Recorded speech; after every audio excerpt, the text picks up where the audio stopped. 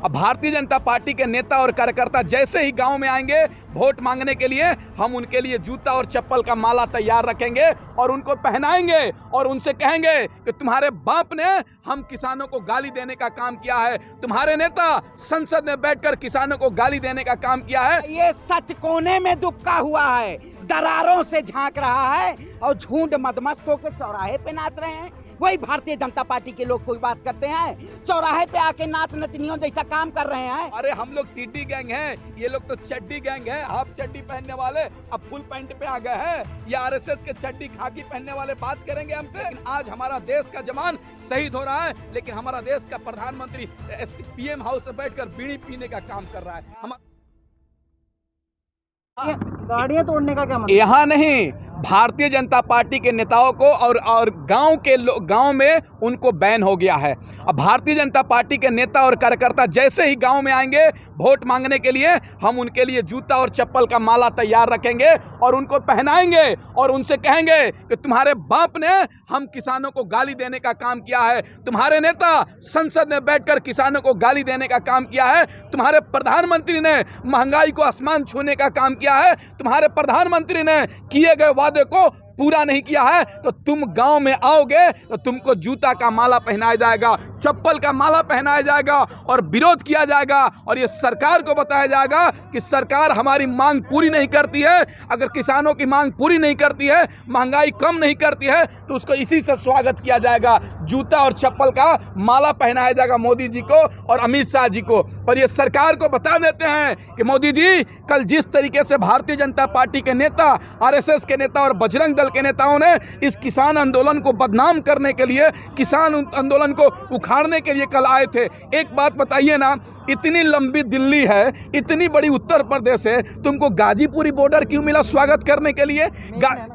Main gate है ना दिल्ली अंदर। एक बात समझिए, गाजीपुरी क्यों मिला और उसके बाद हुआ क्या? स्टेज पर आकर भारतीय जनता पार्टी का बैनर, झंडा लगाया जा रहा है और किसानों आंदोलन को बदनाम करने के लिए भारतीय जनता पार्टी के कार्यकर्ता खुद से गाड़ी को तोड़ने का काम कर रहे हैं। कल तो दिख गया भारतीय जनता पार्टी कितनी गंदी राजनीति कर रही है। पूरे देश के सामने भारतीय जनता पार्टी का चेहरा बेनकाब हो चुका है। पूरी दुनिया जान चुकी है कि भारतीय जनता पार्टी कितनी गंदी राजनीति कर रही है, मोदी जी कितने गंदे राजनीति कर रहे हैं और उनके समर्थक कितने गंदे राजनीति कर रहे हैं। ये किसानों को गाली देने का काम कर रहे हैं, किसानों पे हमला करने का काम कर रहे हैं, किसानों पे मारने का प्रयास कर रहे हैं। लेकिन ऐसा देश का होने वाला नहीं है। ईंट के जवाब हम लोगों ने पत्थर से दिया और काला झंडा विरोध प्रदर्शन किया।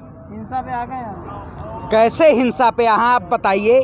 26 नवंबर से ये सरकार जब दिल्ली की चारों चौखटों पर किसान पहुंचा था, तब ये सरकार हमारे ऊपर जुल्म कर रही थी। हम कैसे हिंसा कर रहे हैं? आप बताइए। जो सरकार पानी की बौछारें और लाठी डंडे करवा रही हो, आप बताइए। हमारा यहाँ पे आशियाना है। भारतीय जनता पार्टी के लोगों को अपने केंद्रीय कार्यालय में बैठ के अपना स्वागत करना चाहिए या जहाँ 7 महीने से किसान बैठा हुआ है वहाँ स्वागत करना चाहिए? नहीं कर सकते। नहीं, आप बताइए। हमारे घर के बगल में आप हमारे घर पे आके पत्थर फेंकिए, हम आपका स्वागत करवाएंगे? आप बताइए। सिर्फ और सिर्फ साजिश है। भारतीय जनता पार्टी के लोग ये साजिश करके आंदोलन को पहले दिन से ही कमजोर करना चाहते हैं। लेकिन अब देश का ये किसान है, यहाँ नौजवान है, इस सरकार को घुटने टेकवा के रहेगा। क्योंकि आप जब तक हमारे तीनों काले कानून वापस नहीं ले लेते हैं, तब तक हम आपकी जो ये षड्यंत्र है, इस षड्यंत्रों और साजिशों से हम नहीं झुकने वाले हैं। नहीं, अरे बताइए। सच कोने में दुबका हुआ है, दरारों से झांक रहा है और झुंड मदमस्त होकर चौराहे पे नाच रहे हैं। वही भारतीय जनता पार्टी के लोग कोई बात करते हैं, चौराहे पे आके नाच नचनियों जैसा काम कर रहे हैं। आप बताइए। सत्ता में आप बैठे हुए, अरे प्रदेश मंत्री बने तो आप अपने क्षेत्र में जाइए, स्वागत करवाइए। ये सिर्फ और सिर्फ षड्यंत्र किया जाता है। लेकिन सत्ता की ये जो सत्ता का हनक है, अब की बार उत्तर प्रदेश में आपकी हनक को झुकाने का काम करेंगे। डंडे ही चलाओगे पूरी? अरे कैसी बात है, लाठी डंडा क्या? इनका स्वागत अब कैसे होगा? आप जब ये गांव में जाएंगे तो गांव में हमारे अभी भाई साहब ने कहा ना, जूते की मालाएं पहने जाएंगी, किसान के गन्नों का लठ बनाया जाएगा, उस लठ से तोड़ने का काम किया जाएगा।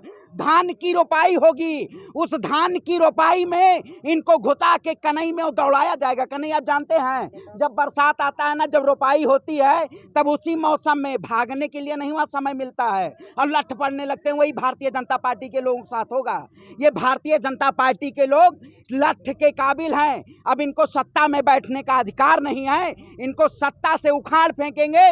2022 में आने वाला 5 राज्य विधानसभा, ये हमारे ऊपर जुल्म ना करें। जब चुनाव आता है तब ये जुमला देते हैं, और जब चुनाव खत्म हो जाता है तब जुल्म करना स्टार्ट कर देते हैं। टिड्डी दल बताया जाता है आपको कि अब उग्र हो गया है। नहीं, ये लोग तो खालिस्तानी भी बताते थे, ये तो पाकिस्तानी भी बताने का काम करते थे।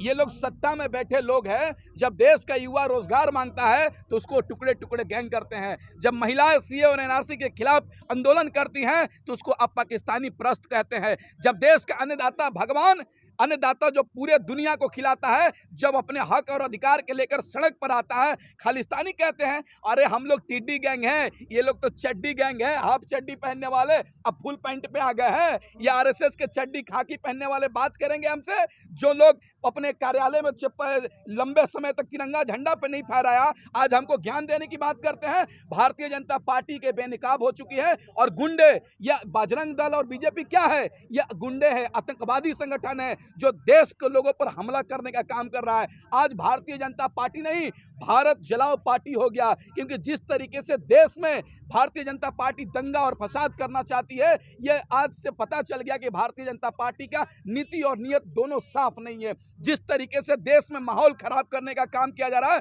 देश की जनता इनको माफ नहीं करेगी। एक बात बताइए ना, कब से किसानों को बदनाम किया जा रहा है? तिरंगा लाल किले पर आपने 26 जनवरी को देखा, दीप सिद्धू भारतीय जनता पार्टी के जाकर तिरंगा का अपमान करता है। फिर उसके बाद टिकरी बॉर्डर पर बीजेपी और आरएसएस के लोग जाकर उस पर हमला करते हैं और अपने आप को स्थानीय कश्मीर में भी सही से ध्यान नहीं दिया जा रहा है, वहाँ ड्रोन हमले हो रहे हैं तरह तरह के।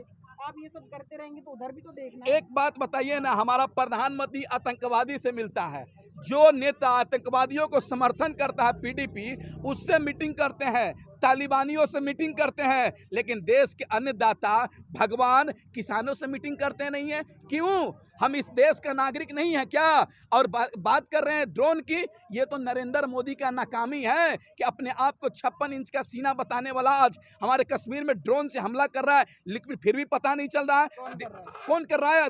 दुश्मन कर रहे हैं, आतंकवादी कर रहे हैं, पाकिस्तानी कर रहे हैं, खाली कर रहे हैं आतंकवादी लोग। ये सरकार क्यों नहीं जवाब देने का काम कर रही थी? 2014 से पहले कहती थी कि पाकिस्तानी एक सर कटेगा तो उसके बदले 5 सर लाने का काम कर रहे हैं, लेकिन आज हमारा देश का जवान शहीद हो रहा है, लेकिन हमारा देश का प्रधानमंत्री पीएम हाउस में बैठकर बीड़ी पीने का काम कर रहा है। हमारा प्रधानमंत्री बीड़ी पी रहा है। भूल गए क्या? अच्छा, वही सरकार की बात कर रहे हैं जो सिर्फ और सिर्फ धर्म को लड़ाने का काम करती है। आप बताइए, 2019 में सर्जिकल स्ट्राइक, जब चुनाव आता है तब आप धर्मांतरण देखना जाता है। ये सरकार हिंदुत्व, आप बताइए, जो राजनीति के चाणक्य कहे जाते हैं वो आज चांदी कूटने का काम कर रहे हैं। जो कुछ नहीं हो सका वो राजनीति में लूटने का काम कर रहे हैं। वही टकले की बात कर रहे हैं आप। बताइए, ये सिर्फ और सिर्फ गृह मंत्री जी क्या काम करते हैं? उत्तर प्रदेश का चुनाव जैसे आएगा, यहाँ उत्तर प्रदेश में तुरंत धर्म बदला जाने लगेगा। देख रहे होंगे आज स्ट्रीम मीडिया में, दलाली मीडिया में आप भी वही बात करते हैं। ये सिर्फ और सिर्फ जुमले वाली पार्टी है।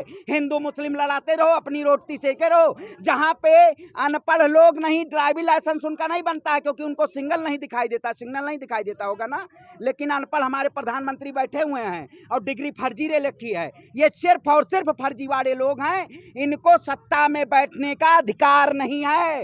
ये समझ लीजिएगा। आप देश की जनता जान चुकी है, ना आप युवा की बात करते हैं, ना किसान की बात करते हैं, ना छात्र की बात करते हैं, ना आप स्वास्थ्य की बात करते हैं। सिर्फ और सिर्फ आप अपने स्वार्थ की बात करते हो। जो सरकार आज तक स्वार्थ में काम, वही है जेपी आंदोलन, आपने देखा होगा। वही का सिंहासन खाली करो, जनता आ रही है, उसी के तर्ज पे अब मोदी जी, योगी जी, आप गद्दी छोड़िए, जनता आपको ललकार रही है। इस सरकार को अब गद्दी छोड़ने पे मजबूर कर देगी। जो हाईवे बना है, एयरपोर्ट बनने जा रहा है, वो भूल जाएगी। अच्छा, योगी जी एयरपोर्ट बनवा रहे हैं। योगी जी कमाए हैं मठ में, कितना गोरखनाथ पीठ में बैठे हुए हैं।